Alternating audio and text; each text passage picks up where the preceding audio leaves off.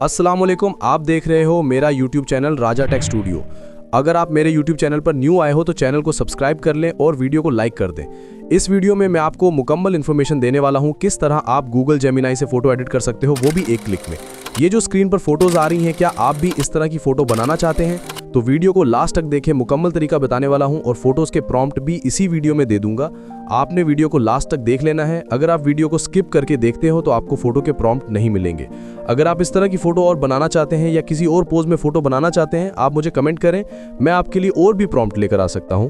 मैं बहुत मुश्किल से प्रॉम्प्ट लेकर आता हूं, लेकिन आप मेरी वीडियो को लाइक और चैनल को सब्सक्राइब नहीं करते। जल्दी से वीडियो को लाइक कर दें और चैनल को सब्सक्राइब कर लें।